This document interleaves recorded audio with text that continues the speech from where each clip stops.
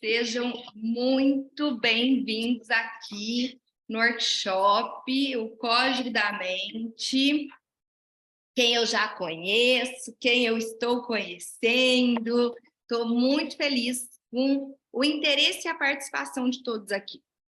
Esse evento, esse workshop, ele vai emitir um certificado no final, então todos que estão participando aqui vão receber um certificado de participação no workshop, o Código da Mente, tá? Claro que para o certificado, a gente espera que vocês estejam engajados, e aí toda a aula vai gerar um questionário para a gente também manter isso, né? Poxa, que legal, eu assisti, que eu vou responder aqui. Quem responder os 4, segunda, terça, quarta, quinta, os 4 questionários, recebe o certificado. Então, eu vou passar algumas orientações iniciais aqui para a gente, para estar todo mundo na mesma página de instrução. Qualquer dúvida, qualquer momento, vocês podem colocar aqui no chat ou no grupo do WhatsApp. Tem lá também o contato direto com a AV, que trabalha comigo, que está lá, staff, ela também responde. E a gente trabalha meio sem horário, tá, gente? Então, assim, às vezes eu estou assistindo depois um pedacinho, fiquei com uma dúvida, manda. Se a gente tiver, a gente responde na hora. Se não, assim que vê, responde. Não precisa ficar pensando, que horas eu vou mandar essa mensagem, tá? Então, para vocês ficarem confortáveis em relação a isso. Outro ponto importante, não fiquem com dúvidas, todas as perguntas são bem-vindas, coloquem no chat. No último dia a gente vai ter prática, então vai ter prática em grupo, eu vou separar aqui, eu ainda vou sentir a energia do grupo para ver a melhor forma de estar conduzindo isso. Mas por que eu resolvi fazer um workshop gratuito na sala do Zoom? Porque eu realmente quero que seja um conteúdo que agregue para a vida de vocês. Quando a gente faz em live, semana de curso gratuito, às vezes fica um negócio que entra a gente, sai gente, e eu não adianta. Mesmo indo para o mundo online, ver, perceber vocês faz toda a diferença para a minha vida. Porque quando eu percebo se uma fala minha está chegando ou não, às vezes com uma expressão, faz 20 anos que eu trabalho percebendo o meu paciente no individual. Então, esse negócio de dar aula numa live, para mim é muito difícil, não gosto, não consigo. Por isso que eu coloquei no grupo, preferencialmente, todo mundo de câmera aberta, para a gente poder ter essa troca aqui. Claro, Vanessa, estou jantando, meu marido está de pijama, né? Estou saindo do banho, estou escutando no trânsito. Não é obrigatório, mas é muito importante para quem puder. Para mim é importante para que eu possa trazer a melhor informação numa sequência para vocês, tá? Porque é assim que eu interajo, não tem outro jeito. E, assim, tô feliz mesmo. Esse conteúdo do Código da Mente, mesmo quem já é minha aluna aí da blogoterapia, do resgate, é um conteúdo de uma forma de trazer muito nova, que ele foi se aperfeiçoando e se moldando aí no último ano, como construir esse caminho de informação. Então, é muito especial estar trazendo para vocês nessa noite. Eu vou começar aqui com uma frase que vai ser a nossa frase de hoje. Essa frase vai ser a que vocês vão vibrar nela de hoje para amanhã. É a seguinte frase: não há nada que esteja oculto que não será revelado. Não há nada que esteja oculto que não será revelado. Ou seja, a gente vai começar a descobrir aqui no workshop o Código da Mente informações, situações que a gente vive que a gente nem percebia que vivia, tá? Por quê? Porque a gente vai começar a entender o que o nosso corpo está mostrando sobre a nossa vida. O que acontece? Tem muita coisa, muito problema, muitas situações difíceis que a gente vive que a gente não percebe. Não percebe porque isso é o normal para a gente. Então, a gente vai começar vibrando nessa frase aí do oculto vir à tona, porque a gente vai começar o workshop da mente do corpo. O corpo, ele é uma extensão dos problemas da mente. Então, se eu minimamente tenho uma situação no meu corpo, eu já vou entender que na minha mente tem alguma coisa que eu preciso descobrir. E a gente vai abrir esse espaço para que a nossa mente descubra. Eu espero que a gente faça o workshop em 1 hora. Talvez tenha dia que passe um pouquinho. Na quinta, eu gostaria que vocês reservassem um tempinho maior para a prática, porque a prática sempre acaba demorando um pouquinho mais. Então, eu não acredito que a gente termine em menos de 1 hora e meia na quinta-feira, tá? Só para vocês se organizarem aí com a dinâmica de casa e como tá fazendo. Quem for assistir depois, gravado, vai receber o questionário do mesmo jeito, para estar preenchendo. Tem um pessoal que é de Portugal que não consegue estar online nesse horário, não tem problema nenhum. É só depois estar participando do questionário e mandando as dúvidas para a gente, direto ou pelo grupo. Então, vamos lá. O que acontece? Vamos imaginar que a gente cresceu numa casa, num lugar, né? Num bairro, né? Todos nós crescemos no mesmo bairro. E lá nesse bairro, as pessoas têm o hábito de, no café da manhã, comer arroz e feijão. E uma mistura. Todo dia no café da manhã. Na hora do almoço, é só uma sobremesa. E no fim do dia, um lanche. Que aí pode ser um café com leite, um pão, um sanduíche, conforme a gente gosta. Mas toda manhã, a primeira refeição, ela é o correspondente do que é o almoço para a gente. Mas nesse bairro que a gente cresceu, a nossa primeira refeição era arroz, feijão e uma mistura. E aí vocês imaginam que a gente vai visitar alguém longe, que mora longe, e chega nesse lugar, que aí passa a ser um lugar comum, não é mais esse bairro exclusivo nosso, a gente se depara com as pessoas no café da manhã comendo o que a gente come no fim do dia. E a gente vai ficar assim, nossa, como pode? Nossa, que estranho! Mas como que essas pessoas comem leite de manhã, né? Não é um suco, um refrigerante, uma comida? Vai soar muito estranho. Tá errado? Tá errado, né? Cada um come o que quer. Inclusive, quando a gente viaja para outros países, outras culturas, a gente se depara com um monte de coisa. Então, errado não tá. Mas é diferente. E é diferente, não é aquilo que eu tô acostumado. Eu vou achar estranho, eu vou julgar, eu vou comparar. Pode ser que eu goste mais, pode ser que eu ache um horror. Na hora do almoço, então, vou cair dura. A hora que tiver aquele prato de comida que era do meu café da manhã.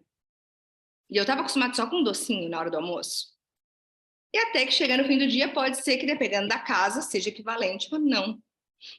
Então, é dessa maneira que acontecem as situações que a gente aprende. Para a gente, o que a gente vive é normal. Até que a gente descubra que não é. Porque é o que a gente vive, é o que a gente aprendeu, é como era.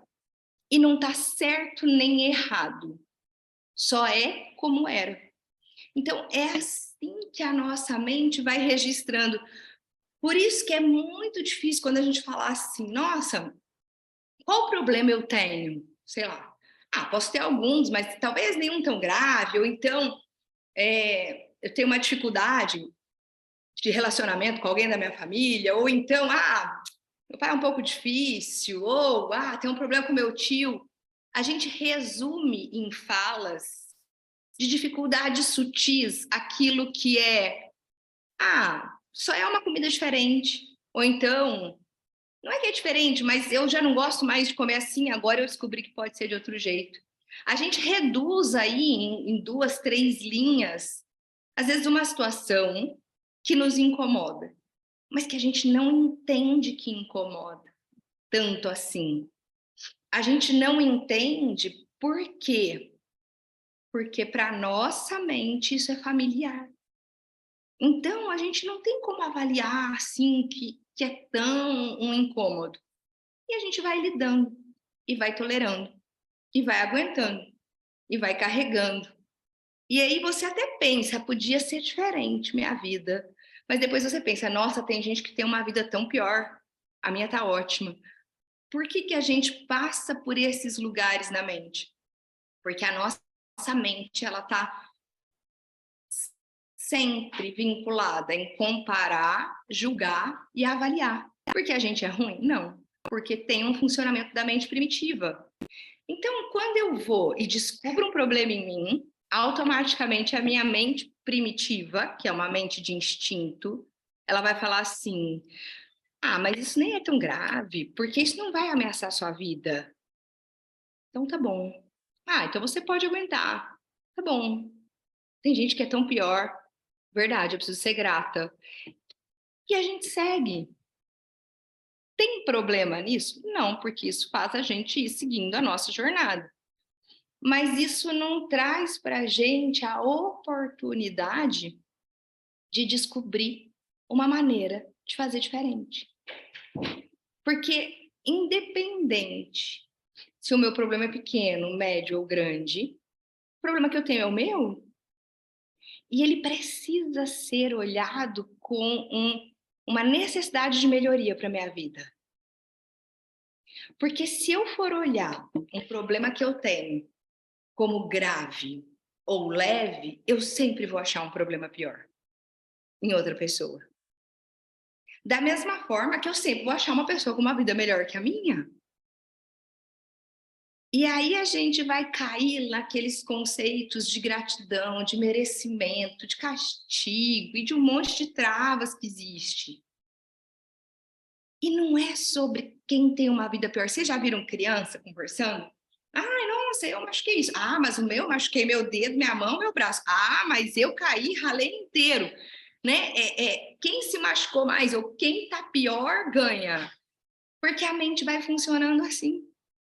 Eu fazia muito isso com meus filhos quando eles falavam, eu machuquei a mão, eu machuquei a mão e o braço. Eu falava, nossa, ainda bem que eu não machuquei nada. Aí eles olhavam assim, aí eu mudando a abordagem do que estavam trazendo.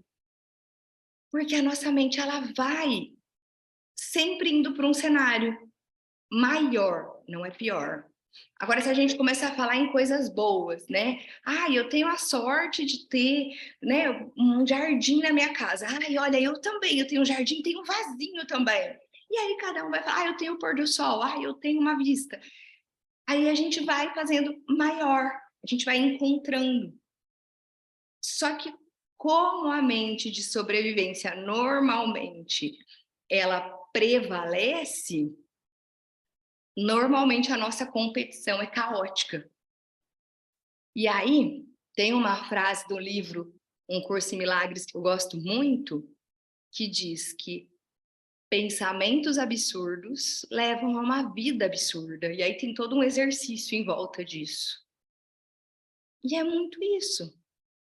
Um pensamento absurdo vai me levar a um medo absurdo e vai me levar a uma vida absurda. E por isso que eu chamei de código da mente, para que a gente possa juntas aqui sair com um conteúdo importante para abrir a nossa mente, pesquisar lá dentro o que está acontecendo e como que eu mudo isso. Como que eu ajusto a minha refeição de um jeito que caiba para mim, ao invés de precisar almoçar o café da manhã e ter toda essa diferença, né, de um para o outro, como eu trouxe nesse exemplo. Ok? Eu não sei a formação de vocês, se já estudaram, se estão percorrendo autoconhecimento, se alguém já trabalha com terapia. Depois eu vou passar um questionário para que vocês respondam. É legal para a gente estar se conhecendo mais. Vou pedir para vocês preencherem. Mas eu vou sempre estar trazendo aqui um conhecimento, começo, meio e fim, independente da bagagem que vocês já têm. Eu convido vocês a se abrirem para esse conteúdo aqui, que com carinho a gente vai abrindo a nossa mente para ele. Então, vamos falar do nosso corpo. Porque o meu corpo tem sintomas. Porque a minha mente está sobrecarregada. Eu só tenho sintoma no meu corpo Porque a minha mente está extravasando, está cheia. Meu copo está cheio e derramou. E isso a gente vai encontrar na medicina chinesa, na medicina ayurveda, na homeopatia, em várias e várias e várias linhas de trabalho. O que a gente vai observar da mente para o corpo? Que é aquela máxima, né? Mente sã, corpo são. Mas tá tudo bem comigo? Eu não sei porque eu tô com problema de saúde no meu corpo. Então não tá tudo bem. Mas, de novo, não quer dizer que é algo grave. Só quer dizer que é algo que não tá bem. E aqui, nesse workshop, a gente vai se permitir olhar uma coisa que não tá bem, que tem gente que tem vida pior e tem gente que tem vida melhor, mas é a nossa que é importante agora. Cada coisa em mim que não vai bem é um convite que a vida está me fazendo do que eu posso melhorar. Cada sintoma, cada mal-estar, cada pensamento que me assusta é um sintoma que a vida está falando assim: oi, tem coisas aí que podem ficar melhor. A gente começa pelo corpo porque é mais palpável perceber no corpo do que a gente ficar falando aqui, divagando em pensamentos. Mas depois a gente vai pesquisar lá dentro do pensamento. Qual é o fiozinho que está começando tudo isso que está chegando no corpo? Alguém aqui tem algum sintoma expressivo que queira compartilhar no chat? Uma dor muscular, problema, doença autoimune, sintoma, diabetes, pressão alta, seja qual for o sintoma que você ficar confortável em compartilhar, posso ir colocando nos exemplos, para a gente ficar aí mais tangível do que a gente vive, tá? Mas, de qualquer forma, eu vou estar trazendo numa abordagem geral. Então, o que acontece? O nosso corpo, ele é como se possibilitasse a leitura em braille das emoções lá dentro da nossa mente. Só que como muitas das dores ou dos problemas que a gente tem de saúde são uma constante, normalmente eu tenho tal sintoma e eu vou ter ele sempre, às vezes fica difícil de relacionar o meu corpo com uma emoção. Então, conforme a gente for ficando mais atento com isso, vai ficar mais fácil entender quando começa o corpo. Entender o que o nosso corpo está contando para a gente não significa que eu não preciso de médico, que eu não vou precisar de remédio, que eu não vou precisar tratar, que eu não vou precisar fazer exame e todas as outras coisas. Mas significa que eu vou começar a ter o poder e a consciência de melhorar a minha vida. Porque se eu vou entendendo de onde isso vem, eu vou entendendo que se eu mudar um pouquinho a minha atitude, melhora o sintoma. Se eu mudar um pouquinho o jeito que eu percebo o meu mundo, melhora um sintoma. E às vezes a mudança é simples. Às vezes não. Tem gente que vai ter o sintoma e vai ter por muitas vezes e vai demorar. E o que muda de um caso para outro? O tamanho do problema. O tamanho do sintoma e a duração do sintoma é proporcional ao tamanho daquele problema para mim. Mas lembrando que é o tamanho para mim. E toda dor, toda angústia, todo sentimento merece um lugar. E eles vão para o corpo justamente porque eles extravasam na nossa mente e não tem lugar. A gente não percebe, a gente não se dá conta, a gente não cuida. Não por relapso, mas por falta de informação. O primeiro livro que eu li que me chamou muita atenção desse negócio do corpo foi um livro do Michel Houellebecq, que é Me Diga Onde Dói e Eu Te Direi Por Quê. Eu fiquei assim, se alguém puder pôr no chat o nome desse livro, para a gente poder aí, né, quem quiser anotar, eu fiquei encucada com aquele livro. Como assim? Me diz onde dói, eu te direi por quê. E aí depois eu fui, né, um monte deles que contam isso. E eu falava, mas não é possível? Então o corpo está dizendo alguma coisa? E aí eu fui me aprofundando. Na época eu já tinha feito um mestrado em clínica médica, eu já trabalhava com medicina chinesa. E aí eu fui me aprofundando em psicologia transpessoal, nova medicina germânica, fui fazendo vários cursos para ir entendendo até que eu pudesse montar um sistema de compreensão que me atendesse. Por quê? Quando eu trabalhava com a medicina chinesa somente, na época eu atendia policiais e familiares da polícia, no convênio da Polícia Militar. E eu atendia 110 pessoas por semana. E eu via, gente, que tinha pacientes que saíam assim muito bem. E ficavam bem, e a vida andava. E tinha outras pessoas que elas vinham sempre, sempre, sempre com o mesmo sintoma. Eu falava, mas não é possível. Por que isso acontece? Por que uma pessoa às vezes demora tanto tempo para se curar ou para sair de um problema? E era isso que me deixava encucada. Porque eu sempre tive uma dinâmica com o tempo, de achar que o nosso tempo tem que ser muito bem aproveitado e bem vivido. Até porque a gente não sabe até quando a gente está por aqui. Então, não dá tempo de ficar doente com o mesmo assunto. E também não dá tempo de ficar aí arrastando sofrimento em cima de sofrimento. Que é muito diferente de eu fingir que a minha vida está bem. Fingir para mim, né? Porque aqui a gente está falando só sobre nós mesmos nesse momento. Então, você pode até contar para você que sua vida está bem, mas se você estiver cheio de sintoma, você vai descobrir que não está. E aí a gente não vai saber, às vezes, aonde que não está bem. Porque, gente, vamos lá.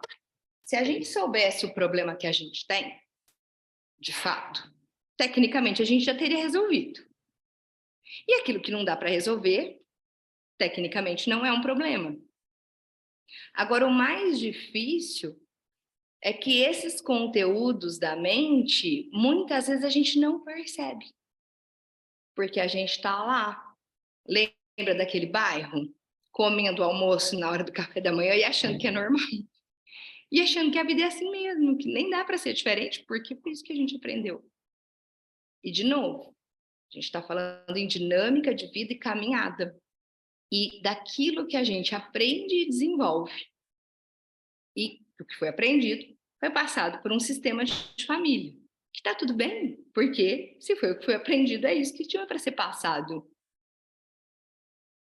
Existem muitas formas da gente perder muito tempo tentando entender todo o sistema de família. Não é isso que vai fazer a nossa vida avançar. Por quê? Mais do que eu entender por que eu estava comendo tudo aquilo no meu café da manhã, eu posso mudar minha refeição. Mais do que eu dizer que todo mundo estava comendo errado e que aquilo não faz bem, que vai trazer problema de saúde, eu posso mudar minha refeição e respeitar cada um como é. Dá muito mais trabalho eu querer ficar entendendo o porquê as pessoas agiram de um jeito A, B ou C comigo, e é um entendimento que não vai fazer eu mudar minha refeição. Então, eu preciso mudar minha refeição e seguir e agradecer aquilo que eu recebi e a vida que eu recebi. Eu vou agora ler aqui no chat e vou comentar um pouquinho dos sintomas.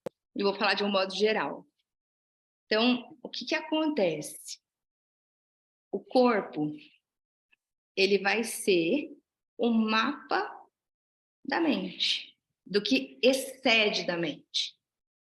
E no código da mente, depois a gente vai falar, amanhã ou depois, do mapa da mente em si. Mas vamos ver o corpo como um mapa daquilo que transborda da mente. Vamos imaginar o nosso corpo lá numa informação primitiva. quando a gente estava ali mesmo, pegando, buscando alimento, porque a gente está falando do cérebro primitivo. Então, para que servia o meu corpo? Para lutar, para batalhar, para garantir o meu, para não perder território, para não sofrer nenhum tipo de dano à vida. Então, o nosso corpo vai estar sempre defendendo a nossa vida. E os sintomas do nosso corpo vão ser de situações que minha mente entende que estão me atacando. Um ponto muito, muito importante. Você não é sua mente. E sua mente mente para você. Essas duas frases são essenciais. Você não é sua mente mente para você. A gente é além da mente. Eu vou fazer no final da aula um exercício da pipa. Se eu esquecer, vocês me falam, Vanessa, o exercício da pipa. Porque para a gente ver o quanto a gente está além da nossa mente, né? Então, vamos lá. Você não é sua mente. Então, quando eu falar a sua mente, eu não estou dizendo de você. Eu estou dizendo de um arquivo de dados que a gente carrega junto com a gente. A gente é mais do que isso. A gente é um pontinho de luz que se conecta com uma luz. A gente tem uma expansão maior. Então, nosso corpo ele vai estar sempre me defendendo. Ou me preservando e eu ficando quietinha, ou em luta, em combate para estraçalhar o inimigo, para que eu não morra. Só que muitas vezes esse inimigo, ele só existe na minha mente. Porque eu não saio por aí atacando as pessoas, pelo menos numa situação normal, a não sei que a gente esteja num extremo. Mas a gente pensa, ah é? Que raiva, tá vendo? Tá fazendo só para me prejudicar. Tá querendo me testar. Aí lá vem a pessoa com o mesmo comportamento. E esses pensamentos, eles vêm, eles brotam na nossa mente. Não é porque a gente quer, eles vêm no automático, numa velocidade mais precisamente de 40 milhões de bytes por segundo. E às vezes é de uma pessoa que você nem conhece. A pessoa vem, tem uma situação com você na rua, você fala, nossa, com carro, então, ai, não tá me vendo, tá vendo, tá querendo me prejudicar. Tipo, a pessoa nem sabe quem é a gente. Mas a nossa mente leva a gente para pensar alguma coisa. E isso que a nossa mente leva a gente para pensar é a defesa ou o ataque da mente, que é baseado na nossa vivência. Mas não é por conta da nossa família ou das pessoas que a gente conhece. Porque se a gente pensa isso até de um estranho, é um programa que está ali na nossa mente, né? São pensamentos instalados. Vamos imaginar que a nossa mente tem vários Google Drives ali, várias pastas, né, do Google Drive instaladas. E é assim que a gente responde às situações. Pode ser mais que isso, se eu der uma atualização na minha mente. Se eu arrumar novas pastas. Se eu der um caminho novo para minha mente, eu vou poder reagir diferente. Por exemplo, tinha uma pessoa que me contou uma vez numa aula que sempre que ela via alguém apressado de carro na rua e o carro buzinava ou ia para cima, ela ficava tranquila e tirava o carro da frente. Porque quando ela era criança, uma vez o pai estava carregando a avó doente, com muita pressa, e buzinando, e jogando o carro para cima de todo mundo para poder chegar a tempo no hospital.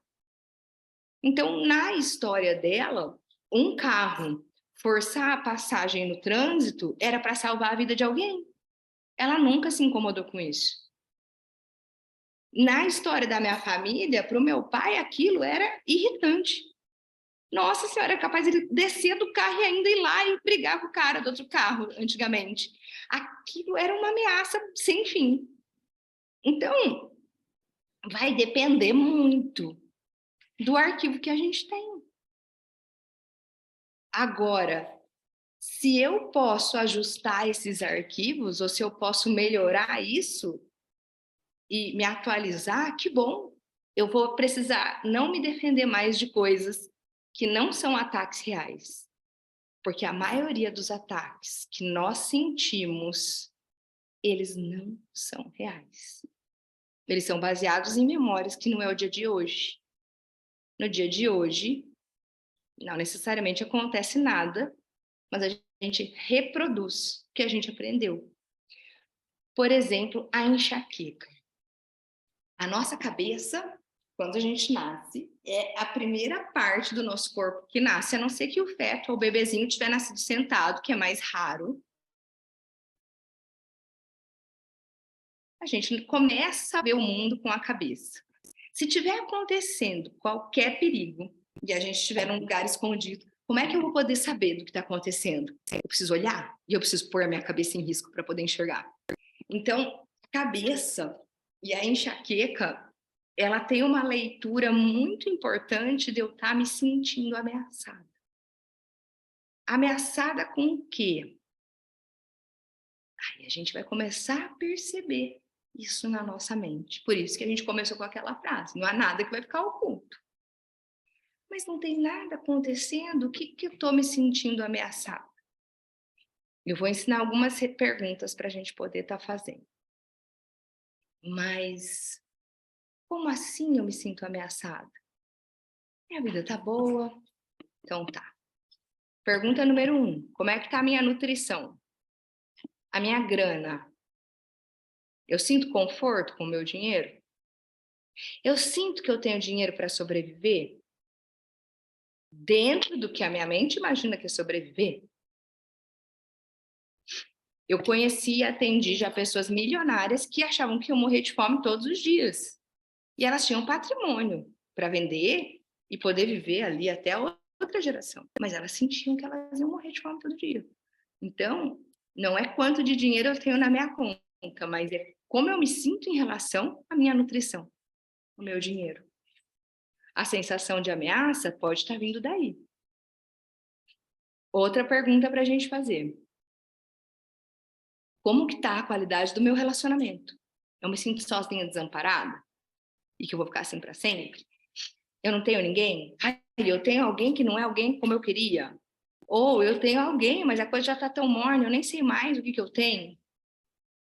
Ou como a gente ouviu outro dia, né?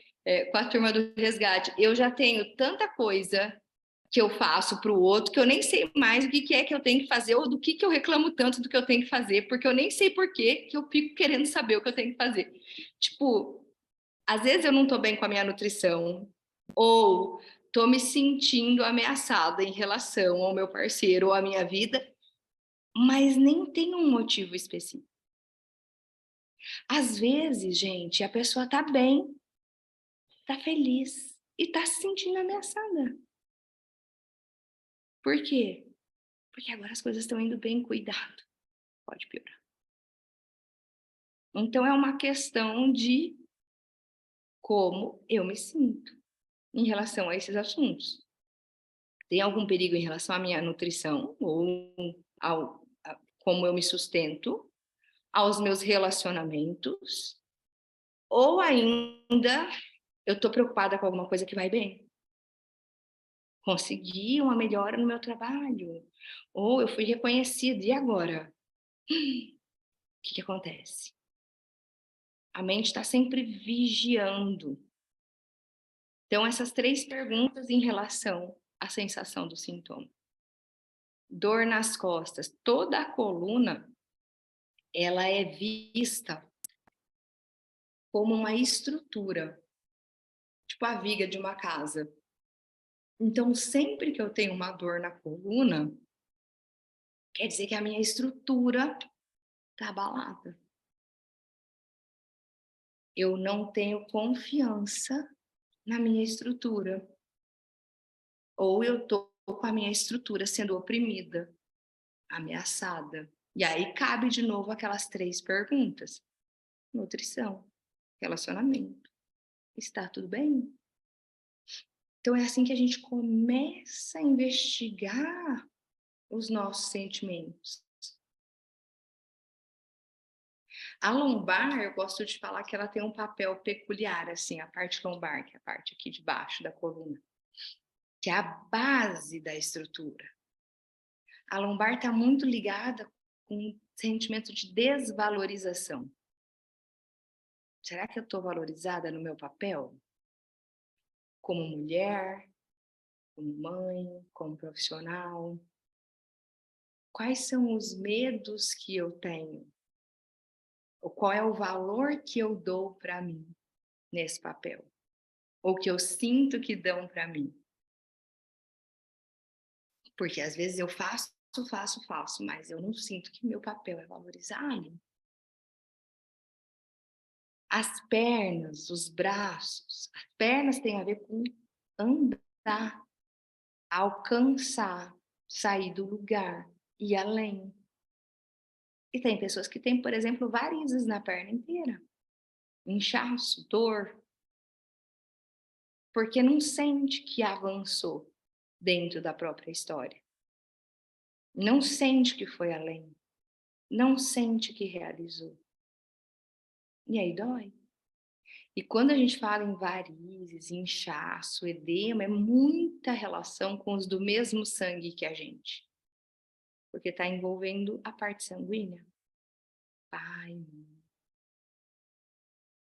Então, se eu não sinto que eu fui além, ou então se eu gostaria de fazer mais coisas para mim, mas eu não posso, porque eu tenho que fazer companhia, ou eu tenho que me privar por conta dos meus pais, para estar por perto, para apoiar. Por quê? Porque eu acredito nisso, né? Aí os porquês a gente vai se fazendo. Mas porque a gente aprendeu assim.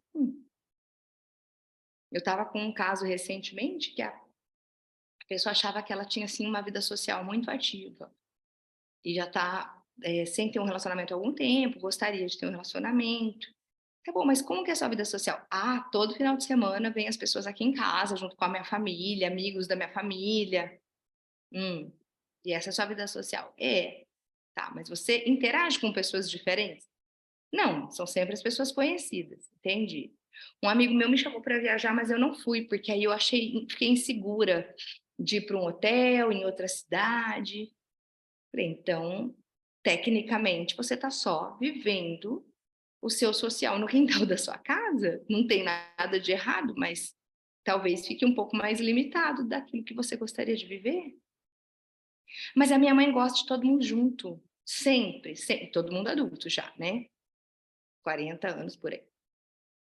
Minha mãe gosta de todo mundo junto, a gente sai junto, fica aqui em casa junto. Minha mãe gosta de ter todo mundo por perto. Meu irmão, quando não vem, minha mãe liga cobrando, eu ligo cobrando.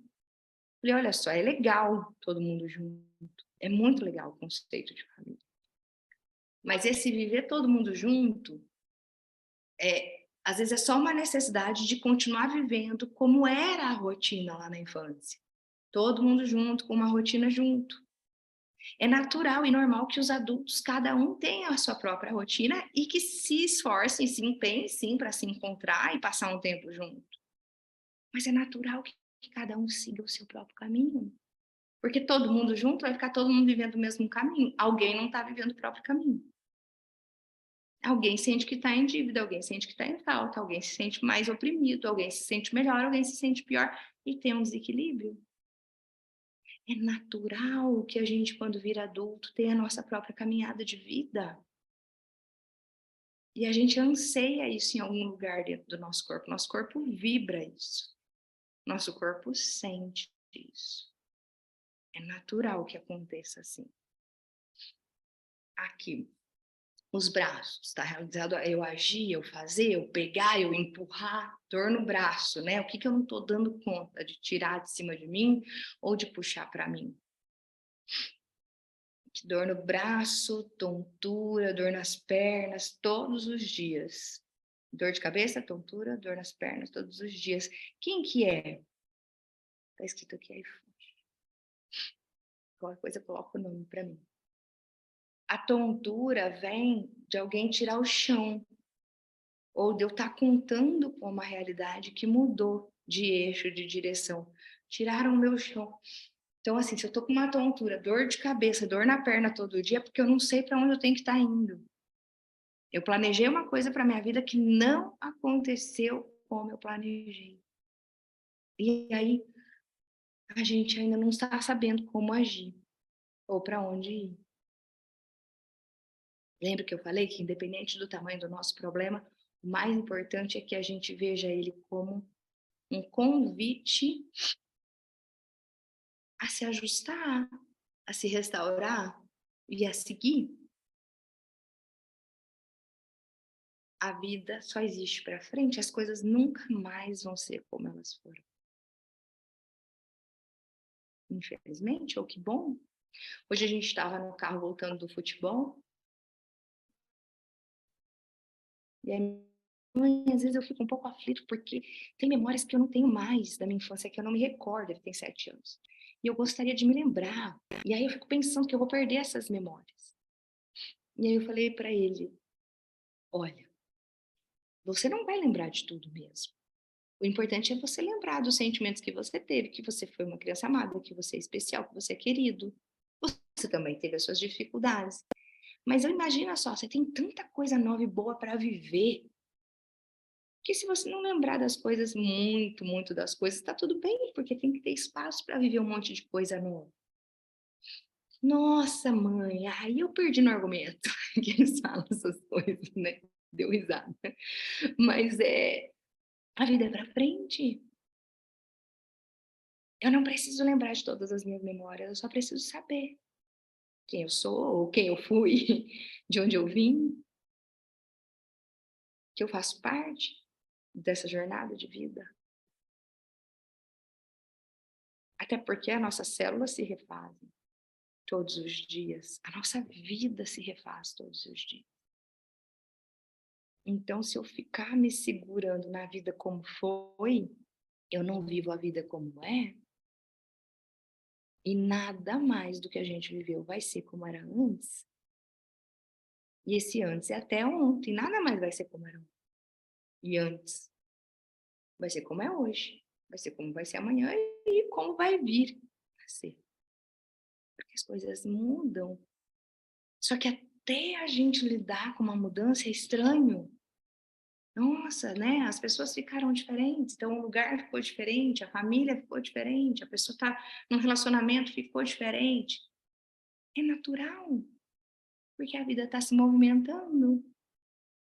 Mas eu não preciso perder os meus valores, quem eu sou, que eu me baseio para a vida por conta disso. Mas eu posso mudar de ideia ao longo da vida. E isso é muito bom. Você pode mudar de ideia. Quem nunca ouviu, escute a música do Raul Seixas, da Metamorfose Ambulante, é fantástica para a gente começar a olhar esse conceito. Você pode dizer sim, eu mudei de ideia. Ou, eu pensava uma coisa, eu estava errada. Quando eu comecei a trabalhar como terapeuta, já tem 20 e poucos anos que eu trabalho em terapia. Desde que eu me formei, desde os 21 anos de idade, eu tô com 43. E eu, no começo, era muito contra remédio. Remédio para ansiedade, para dormir, para qualquer coisa. Eu achava, meu Deus, remédio não, remédio, último caso, não, remédio vai fazer mal, a pessoa vai ficar viciada. Eu nem tenho esse conhecimento, porque eu não sou médica, né? Eu sou fisioterapeuta, especialista em medicina, em clínica médica, com pós em psicologia transpessoal. Eu falo que eu vim do corpo para a cabeça. E aí uma série de cursos e formações que eu fiz, mas eu não sou médica. Mas era baseado naquilo que eu aprendi na minha casa. A minha mãe é pesquisadora científica em homeopatia. Então, sempre evitou remédio. Então, eu já tinha um entendimento que era ruim. Hoje, não. Hoje eu vejo quanto é importante para alguns pacientes se medicarem, sim, para sair mais rápido de uma situação ruim, para se tratar, para melhorar. Quanto alguns remédios são importantes para acompanhar pela vida, para dar qualidade de vida e viver muito melhor. Mas é muito diferente do meu paciente se alienar de quem ele é. A medicação não quer dizer alienação, ela quer dizer um impulso, ou às vezes um suplemento. Porque em alguns casos a medicação, ela é, como a questão é química, a medicação vai corrigir. Só que lá atrás eu não pensava assim. Então eu mudei de ideia, que bom. E que eu possa mudar sempre de ideia, aprendendo cada vez mais. Que eu não me limite a ser aquilo que eu achava que eu era. Porque senão eu não vou estar aqui na jornada da vida avançando. e aprendendo. Então é muito importante a gente saber que a gente pode mudar de ideia, porque às vezes a gente fica preservando uma situação que está fazendo mal para a gente. Mas eu falei que eu queria isso, agora eu queria isso. Agora eu tenho que aguentar até o fim. Agora essa pessoa tem que mudar, ou isso tem que melhorar. Eu vou ter que aguentar. Seja um trabalho, uma casa, uma vizinhança, sei lá.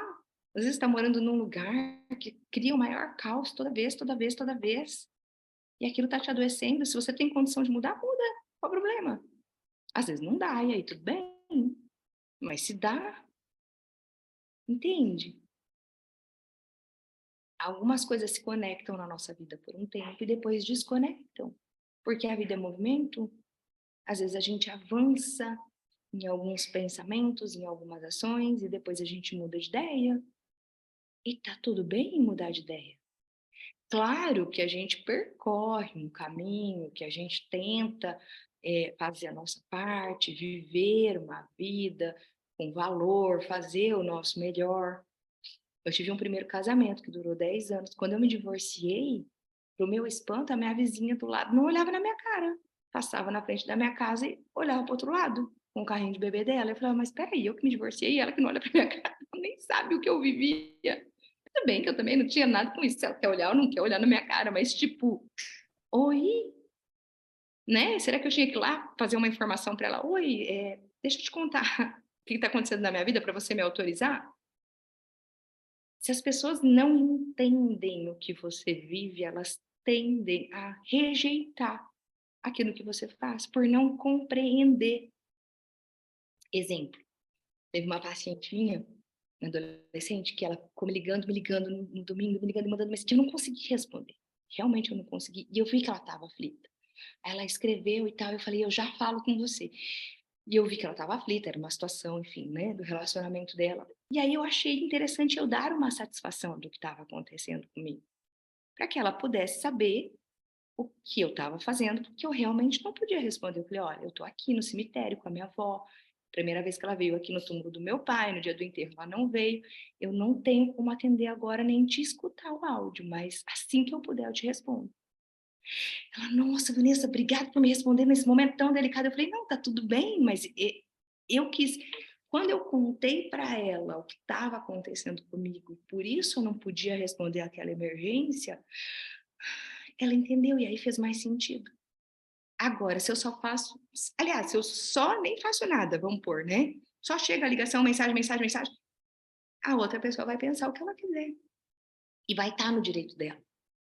Eu não precisava explicar, eu expliquei porque é o meu perfil, é minha paciente, eu me sinto responsável e eu precisei contar ali para que ela pudesse entender que já já eu ia poder ajudar. Mas fez toda a diferença. Se eu não falo nada, a pessoa acha que, tá me ignorando. Não tá nem aí. Olha, quando eu preciso.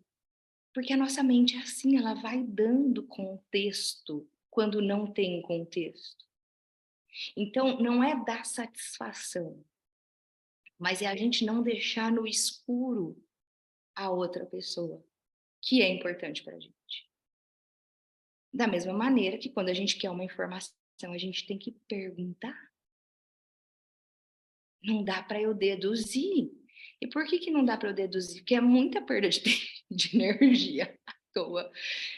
Se a gente às vezes não consegue saber nem o que a gente pensa, quanto mais a gente vai saber o que o outro pensa daquilo que ele faz.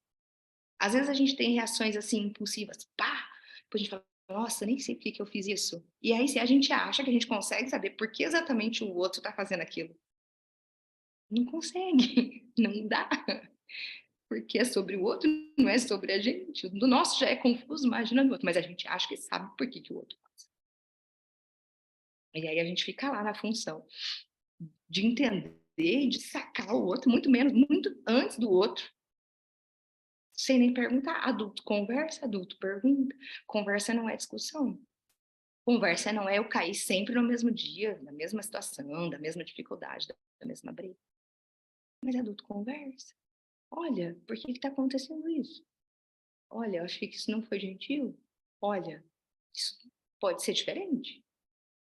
E é assim que a gente vai poder saber Se eu não tivesse escrito nada e não tivesse respondido, e no outro dia talvez ainda não tivesse respondido, por conta de uma demanda pessoal, e a pessoa talvez me bloqueasse de raiva de mim que eu nem respondi, ela jamais saberia. Então, eu dar o enredo para quem é importante para mim faz sentido. Assim como eu perguntar para quem é importante para mim, que é diferente de eu cobrar, né? É diferente perguntar. A gente precisa aprender a se desarmar. E fica tão leve quando a gente se desarma. Mas é um treino, tá, gente? Não pensa que é fácil. Porque não é o nosso lugar comum. Porque o lugar comum é a nossa mente de sobrevivência. Deixa eu ver. Diagnosticada com fibromialgia. Luiz, quem que é? Tá aí ainda? Fibromialgia. Caramba, fibromialgia. Você imagina assim, se a gente está falando da dor de uma parte do corpo, que tem um significado, você imagina a fibromialgia, gente, é a dor muscular no corpo todo. E uma dor bem forte. E aí esfria, dói, esquenta, dói, e fica com raiva, dói, piora, dói.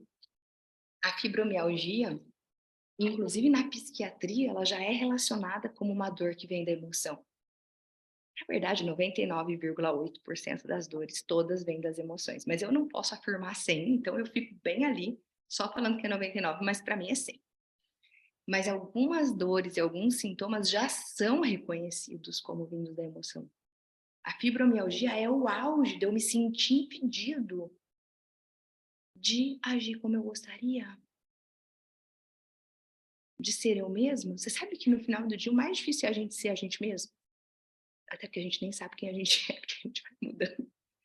Então, se você tem muita liberdade também para ser quem você é, você também fica perdido. Porque, tá, eu lembro que eu lutei tanto para ter um trabalho que me desse independência geográfica. Podia trabalhar de qualquer lugar. Quando eu conquistei isso, eu não sabia onde eu queria morar. Falei, onde que eu vou morar? Mas será que eu vou para onde? Mas será que eu fico aqui ou naquela outra cidade? Será que eu fico ali perto da minha mãe ou será que eu moro aqui já onde eu morava? Fiquei super perdida. Por quê? Porque não tinha nada que me obrigasse a estar em lugar nenhum. Eu tinha liberdade.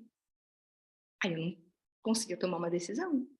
Depois, claro, aí eu fui conseguindo, enfim, definir. Aí eu ficava assim para a vida, não, sou um canal de contribuição, estou aqui, me ajuda a definir aonde que é meu lugar no mundo. Comecei assim, todo dia eu acordava, estou aqui para ser um canal de contribuição, para ser guiada onde for o meu melhor lugar. E aí a vida foi abrindo, mas até eu achar onde eu queria estar, aqui, a Noeli, eu saí do diagnóstico de fibromialgia com a blocoterapia. Você não tem mais nem o diagnóstico novo. Que fez o tratamento, né, com os blocos, foi descobrindo de onde vinha a dor. A gente vai ver esses blocos na quinta-feira. E que legal. Não tem muita melhora, assim, real de sintoma de resolver. Aqui, deixa eu voltar aqui no sintoma. Fibromialgia, dor no joelho. Qual pé, Elizabeth? Direita ou esquerda? Tenho dor na lombar há anos, que adormece a perna. Desvalorização, exclusão, perda de proteção quando vai para a perna, de não poder dar o passo que eu desejei, o que eu achava que era o meu. Joelho esquerdo. Esquerdo tem a ver com ninho, casa, lar, mãe, decisões relacionadas ao lar. Aqui, peso no braço, sonolência. Você imagina, gente, para o nosso corpo estar cansado, é porque a gente está carregando. Ah, não tem nada que eu estou carregando. Tem um montinho de situações que eu estou lá carregando na minha mente. A gente pensa nas mesmas situações difíceis todos os dias. Enquanto a gente não resolve uma situação pendente, a gente pensa nela. A mente passa por ela de um jeito ou de outro. Então, isso vai cansando. Aqui, dor no pescoço há 3 meses. Quando vocês têm um tempo que tem a dor, né? 3 meses, 6 meses, 1 ano, uma pergunta-chave. O que eu estava vivendo quando começou essa dor? Porque na hora Eu passo por uma situação e aí meu corpo grita. Então, o que que aconteceu quando começou a doer? Alergia, joelho, a gente está ali dobrado no meio de uma situação, né? Entre dar um passo para lá ou um passo para cá. Entre apoiar uma pessoa ou apoiar outra pessoa. Entre ir ou voltar. O joelho vai estar sempre nesse balanço de uma coisa ou outra. E esse uma coisa ou outra normalmente vem daquilo que eu aprendi com a minha mãe ou aquilo que eu aprendi com meu pai. Mesmo que não seja o pai e a mãe, vão ser personagens que vão trazer essa mesma sensação. Puxa, pensar desse jeito ou daquele jeito. Porque a nossa mente, ela só vai conhecer os caminhos que a gente aprendeu. E o meu objetivo aqui, no nosso workshop, é que a gente tenha essa compreensão que a nossa mente só reproduz esses registros, para que vocês possam aí se abrir a construir um caminho diferente, uma nova rota de pensamento, tendo assim uma nova rota de ação. Cuidando do irmão com câncer, dor no pescoço. É isso, é o tempo. Pescoço tem a ver com contrariedade. E muito claro que você não gostaria que ele estivesse doente, ou de poder fazer mais, ou de tirar ele daquilo. E aí vai. O corpo grita mesmo, mesmo. Diagnosticada quinta, problema de safena. Rosângela, consegue lembrar o que aconteceu há 3 meses que começou a dor na perna? É isso, gente, é pôr a nossa mente para funcionar junto com o nosso corpo. Então, além da pergunta da nutrição, relacionamento, ou ainda se eu estou bem, né, e tenho medo de estar bem, quando começou, o que eu estava vivendo? Porque o corpo vai extravasar aquilo que a minha mente não está dando conta. E que bom, claro que a gente não quer ficar doente, então a gente vai aprender a dar conta da mente, para que o corpo não precise ficar doente. Mas quando a coisa fica muito grande dentro da gente, ela tem que sair para algum lugar. Senão a mente pifa. E se pifar a mente, aí desliga de uma vez só. Pelo menos vai para o corpo, dá tempo de extravasar, para a mente agir diferente. Então, a gente entende que se tem um sintoma no corpo, tem uma mente que está gritando. Hoje a nossa conversa é principalmente direcionada a isso. Eu vou pedir para ver me ajudar a separar depois, se eu tenho algum vídeo no YouTube falando de dor, da parte do corpo que dói, para colocar também no grupo o link, se alguém quiser dar mais uma olhada mais dirigida, eu acho que tem. A artrite tem a ver com você se articular. É dificuldade de me articular, articulação. Me articular para agir naquilo que eu quero, ou de saber o que eu quero, e me articular mesmo de como eu me movimento.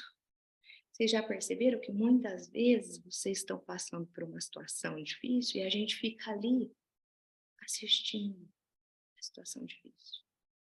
Quem que tá aqui, que agora eu não vou lembrar o nome porque eu vou ter que olhar lá no Instagram, que eu passei do workshop que tá com esporão calcâneo nos 2 pés, que eu falei, entra pro workshop, que o dia que tiver a prática, a gente dá uma olhada. A Rita teve, mas ficou bem.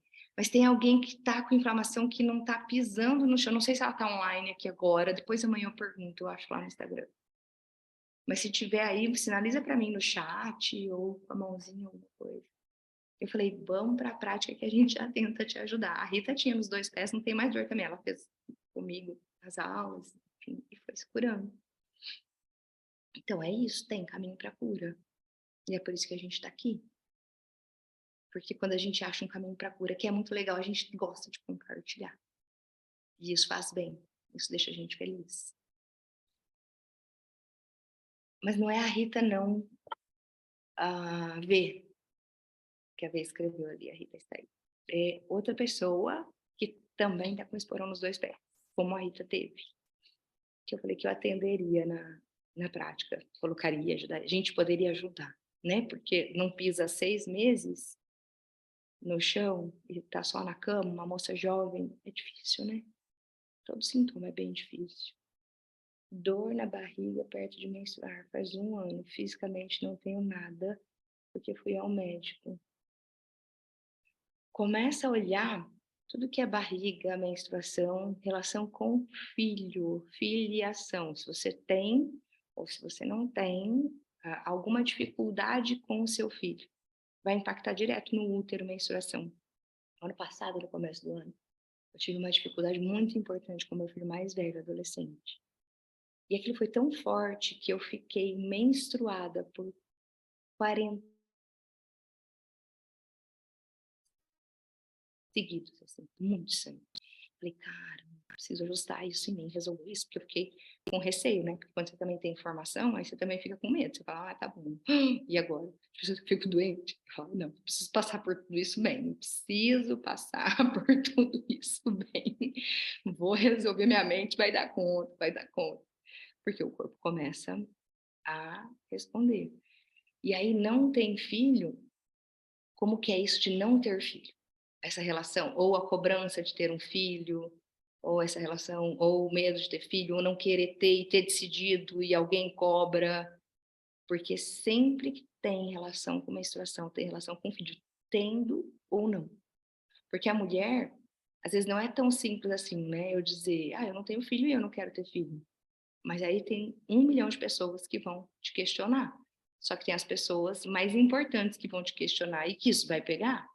Porque não adianta. Fala de quem está perto da gente, uma fala, um olhar, basta para gerar um sintoma, mesmo que a pessoa não fale nada de mal. Da fala, onde eu recebi uma mensagem de uma pessoa dizendo, Vanessa, eu fico aqui dando desculpa que a minha mãe mente, faz uma manha, só que eu fico dando desculpa que é porque ela tem demência, mas ela sempre fez isso. Porque essas falas que chegam da nossa família chegam com muita força. Mas, de novo, cada um sente aquilo como é. E a gente vai falar mais disso amanhã. A gente achou aqui, a V me mandou, é esse mesmo V. Eu vou pôr no grupo para vocês do workshop já um link do YouTube que tem cada parte do corpo que dói, o que significa. Que assim vocês já vão ter essa informação em relação à dor, já vai ajudando bastante. Agora, o nosso corpo, aqui, dor de dente recorrente, lado direito, o dentista já avaliou e não achou. Às vezes, a dor de dente é no nervo. Eu tô com uma paciente que ela abriu todos os dentes. E eu falei pra ela desde o começo, eu tô achando que isso é nervo, mas vamos lá. Tem que fazer só a parte. É a parte da nevralgia do trigêmeo, é uma contração da musculatura que dói, que parece que dói o dente. E o dela, no final, era o nervo também. Então, claro, tem que ir no dentista, tem que avaliar, às vezes tem que abrir o dente. Eu tenho uma outra que ela falou, não, o dentista falou que não era nada, mas eu falei, abre o meu dente, pelo amor de Deus, ela é veterinária. Arranca isso do meu dente. E o dentista falou, não tem. Abriu, não tinha. Era do nervo do rosto. E o nervo do rosto dói. E aí parece que é o dente. Então, o nosso corpo, ele tá o tempo todo gritando. Agora, para ele gritar, vocês imaginam quanta coisa a gente está aguentando sem ter a informação que pode fazer diferente mais leve. Porque fazer diferente mais leve não é a gente sair brigando com todo mundo, pondo limite em todo mundo, virando a cara para todo mundo e se isolando numa ilha. A gente precisa de pessoas para viver e compartilhar nossa vida. Mas às vezes são ajustes finos na relação com a outra pessoa, ou com as pessoas que a gente ama, ou com as nossas memórias, que vão ajudar demais a nossa mente. Eu coloquei no grupo esse link desse vídeo, depois vai a nossa gravação, a Bia vai subir na plataforma, vai pôr lá também, vai ficar num link do YouTube fechado. Essa gravação dessa aula não vai ficar disponível para ninguém que esteja fora do workshop, só para quem tiver esse link durante o workshop, depois a gente tranca, né, a aula, enfim, porque a gente está aqui na nossa troca. Se vocês conhecerem alguém que queira participar do workshop, que achou interessante, é só entrar em contato com a gente, porque a gente passa o conteúdo da primeira aula para a pessoa poder estar atualizada para entrar amanhã. Pode entrar depois? Pode, mas precisa mandar mensagem para a gente para estar passando o material. para todo mundo estar na mesma página. Eu falei que ia fazer o exercício da pipa. Esse exercício eu vi num livro que chama Mandala do Ser. É um pouco diferente do que eu li no livro, porque já faz tempo que eu li, fui adaptando ele. Esse livro é bem interessante. É um exercício que dá para a gente a dimensão de que a gente não é a nossa mente, que a gente é um pouco além disso. Aliás, muito além disso. Eu vou convidar vocês agora para colocar atenção na mente de vocês. E eu vou conduzir uma cena e vocês vão imaginar. Eu vou conduzir uma cena e vocês vão imaginar.